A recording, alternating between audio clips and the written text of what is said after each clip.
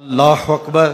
حضرت اسامہ بن زید بن حارثہ رضی اللہ تعالیٰ عنہ فرماتے ہیں، رات کا ایک پہر گزر گیا اور مجھے حضور سے کوئی کام تھا۔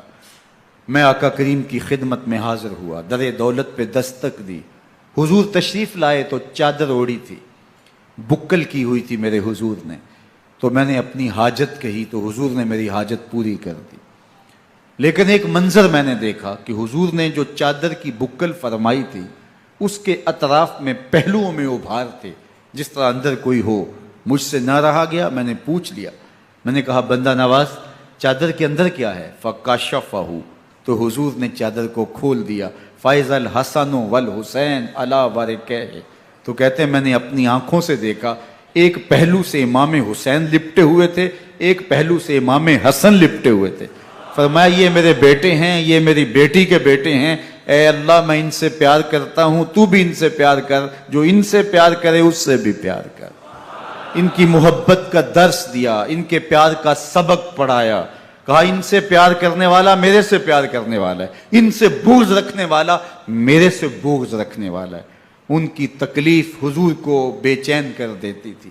حضرت سیدہ فاطمہ الزہرا رضی اللہ تعالی عنہ کے گھر کے قریب سے گزرے تو حضرت امام حسین کے رونے کی آواز آ رہی تھی، تو آقا کریم علیہ السلام نے فرمایا کہ فاطمہ حسین کو چپ کرواؤ، الا تعلمی ان بقاءہ یوزینی، تو جانتی نہیں حسین کا رونا مجھے دکھ دیتا ہے۔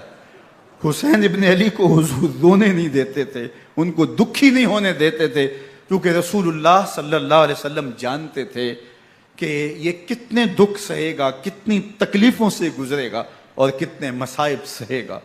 زمانے نے وہ گھڑیاں بھی دیکھیں کہ حضرت حذیفہ بن یمان رضی اللہ تعالیٰ عنہ فرماتے ہیں کہ میں حضور کی خدمت میں نماز مغرب کی ادائیگی کے لیے حاضر ہوا، اور میں نے یہ اجازت خاص طور پہ اپنی ماں سے اس شرط پہ لی تھی کہ امی آپ مجھے اجازت دیں، میں حضور کی خدمت میں حاضر ہوتا ہوں، مغرب کی نماز بھی ادا کروں گا اور پھر حضور سے عرض کروں گا حضور میرے لیے اور میری ماں کے لیے بخشش کی دعا کر دیجئے۔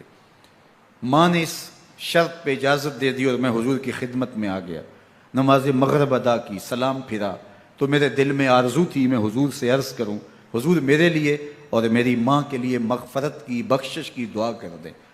لیکن حضور عبادات میں، ذکر میں، نوافل میں ایسے مشغول ہوئے کہ میں آرزو رکھنے کے باوجود بھی عرض نہ کر سکا۔ خیر نماز عشاء کا وقت ہوا، اذان پکاری گئی، حضور مصلی پہ آئے، نماز پڑھی، سلام پھرا تو میرے دل میں پھر خیال آیا کہ ماں سے ایک نماز کی چھٹی لی تھی، نمازیں بھی دو ہو گئیں، ماں نے جاتے پوچھنا ہے حضور سے میرے لیے اور اپنے لیے مغفرت کی، بخشش کی دعا کروائی تھی تو کیا جواب دوں گا؟ اور حضور اٹھے اور کاشانہ اقدس کی طرف چل دیے۔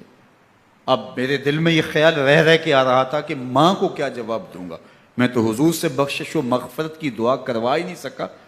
جب حضور چل پڑے تو غیر ارادی طور پہ میں بھی حضور کے پیچھے چل پڑا۔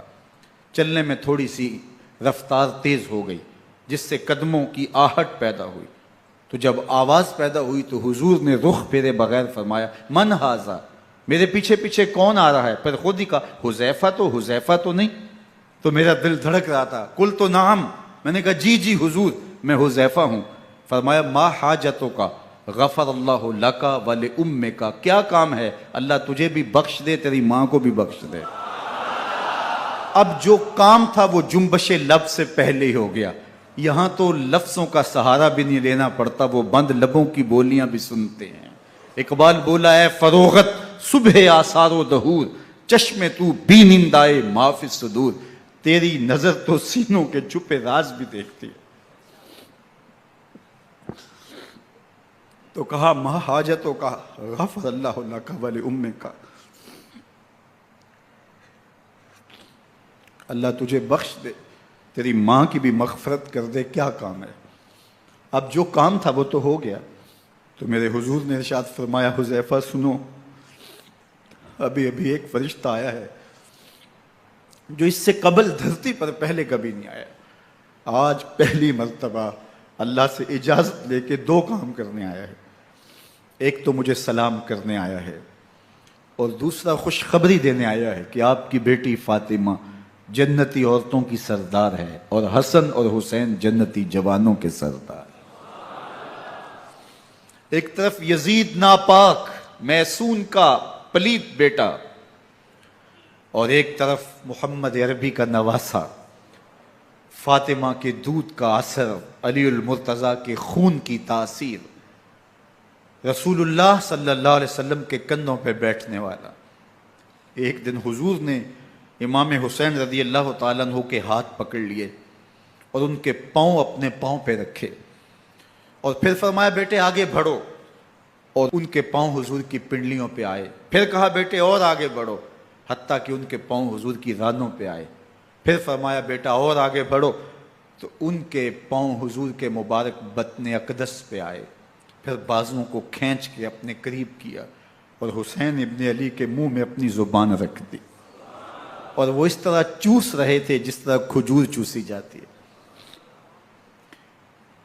تو اللہ کے محبوب علیہ السلام نے حسین ابن علی کو اپنی زبان کا لعاب دہن دے کر کے، وہ شیر رحمت دے کر کے، وہ کوثر و تسلیم سے پاکیزہ تر آب رحمت عطا کر کے ان کی ہمیشہ کے لیے پیاس بجھا دی، تاکہ کل کربلا کے تپتے ہوئے ریگزار میں حسین ابن علی کو پیاس کی شدت تنگ نہ کرے اور پائے استقلال میں لغزش نہ آنے پائے۔ ان نازوں سے پالے ہوئے حسین کو، ان محبتوں سے پالے ہوئے حسین ابن علی کو امتحان بھی اتنے بڑے درپیش تھے۔ یاری تیری سونا پر ازمیشاں تیریاں اگ، سونا پرکھیا جامدہ ہے نال اگاں دے لگ۔ جتنا بڑا شخص ہوتا ہے اتنی آزمائشیں بھی بڑی ہوتی ہیں۔ پیغمبر رحمت کی آغوش میں کھیلنے والا، حجرہ فاطمہ کا جانشین، مصلی رسول کا وارث، منبر رسول صلی اللہ علیہ وآلہ وسلم پر حضور کے مبارک پہلو اور گود میں بیٹھنے والا حسین، حضور کی زبان چوسنے والا حسین، حضور کے کندھوں پہ سواری کرنے والا حسین، آقا کریم علیہ الصلوۃ والسلام کے مبارک سجدے کی حالت کے اندر حضور کی پشت پہ کھیلنے والا حسین، جس حسین کا دروازہ مسجد نبوی کے اندر کھلتا تھا اور یزید کی کرتوتوں کے چشم دید گواہ تھے۔ یزید جب تخت نشین ہوتا ہے تو اسے یہ فکر ہوتی ہے کہ امام حسین، عبداللہ بن زبیر، عبداللہ بن عمر، عبداللہ ابن عباس یہ میری بیعت کریں، اور وہ ولید بن عقبہ کو لکھتا ہے کہ ہر صورت میں ان کی بیعت لو، اور اگر بیعت نہ دیں تو سختی کرو۔ حضرت امام حسین رضی اللہ تعالی عنہ کو بلاوا آتا ہے کہ آپ کو دارالامارت میں گورنر ہاؤس میں بلایا جا رہا ہے، ولید بن عقبہ کا پیغام آپ کو پہنچتا ہے۔ آپ اس وقت فرماتے ہیں کہ اس وقت جو پیغام پہنچا ہے وہ کسی خطرے سے خالی نہیں ہے، تو کچھ سواروں کو ساتھ لیا، کہا تم دارالامارت کے باہر کھڑے رہنا، اگر میری آواز بلند ہوئی تو اندر آ جانا، ورنہ تم انتظار کرنا۔ آپ اندر گئے۔ ولید بن عقبہ نے مروان کو بھی بلایا تھا۔ مروان بن حکم یہ گورنر مدینہ ولید سے پہلے رہ چکا ہے، تو اس نے مشورہ دیا کہ سختی کی جائے۔ خیر ولید بن عقبہ نے کہا کہ یہ خط ہے، حضرت امیر معاویہ کا انتقال ہو گیا اور یزید تخت نشین ہوا ہے، لہٰذا وہ آپ سے بیعت کا مطالبہ کرتا ہے۔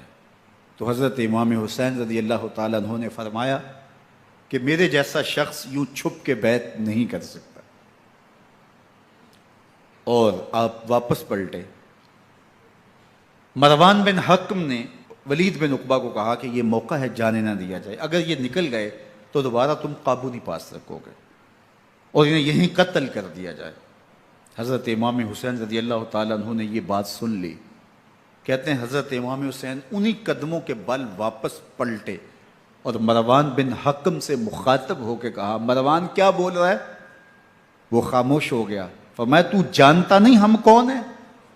آنا حسین ابن علی ابن ابی طالب، میں حسین ہوں، میں علی کا بیٹا ہوں، ہمارے گھر میں قرآن اترتا رہا ہے، وحی کا نزول ہوتا رہا ہے، اور یزید فاسق ہے، فاجر ہے، مسلمانوں کا قاتل ہے اور شرابی ہے، میں ڈنکے کی چوٹ پہ یزید کی بیعت سے انکار کرتا ہوں۔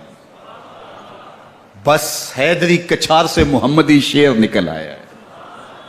اب اوسان خطا ہو گئے، راستہ چھوڑ دیا، واپس آئے، سیدہ زینب سے ملے، کہا مدینے کو چھوڑنا پڑے گا۔ کہا بھیا کیا ہوا؟ کہا یزید بیعت لینے پہ مصر ہے اور میں کسی صورت بھی بیعت نہیں کروں گا۔ رسول اللہ کا مدینہ ہمارے خون سے لالا زار بنے گا، میں نہیں چاہتا کہ حضور کے شہر نور کی حرمت پامال ہو۔ دوستو وہ کیسا منظر ہوگا جب حسین ابن علی نے آخری حاضری حضور کے روضے پہ دی ہوگی۔ حاجی یا معتمر 10 دن کے لیے، 8 دن کے لیے، 20 دن کے لیے مدینہ المنورہ عارضی سکونت اختیار کرتا ہے اور حضور کے روضہ انور سے، اس شہر نور سے، ان گلیوں سے، ان بام و در سے ایسا مانوس ہو جاتا ہے کہ جب واپس پلٹ رہا ہوتا ہے ان دعاؤں کے ساتھ کہ دوبارہ آنا بھی نصیب ہو، اور اسے لگتا ہے کہ میں دوبارہ بھی بلایا جاؤں گا، لیکن اس کے باوجود شہر حبیب چھوڑنا قیامت سے کم نہیں ہوتا۔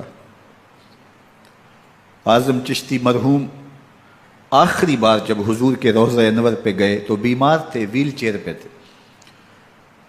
باب بقی سے باہر نکلے تو خادم سے کہا کہ میری ویل چیئر پیچھے سے کھینچو تاکہ میرا رخ روضہ انور کی طرف رہے، اور وہ پیچھے سے کھینچتا چلا جا رہا ہے، اور جب باب مکہ سے پیچھے جنت البقیع کے قریب سے گنبد خضرا نگاہوں سے اوجل ہونے لگا تو اعظم چشتی مرحوم نے کہا جان بدن سے نکلتی ہے اعظم، جان بدن سے نکلتی ہے اعظم، کوئی آسان ہے مدینے سے جدا ہونا،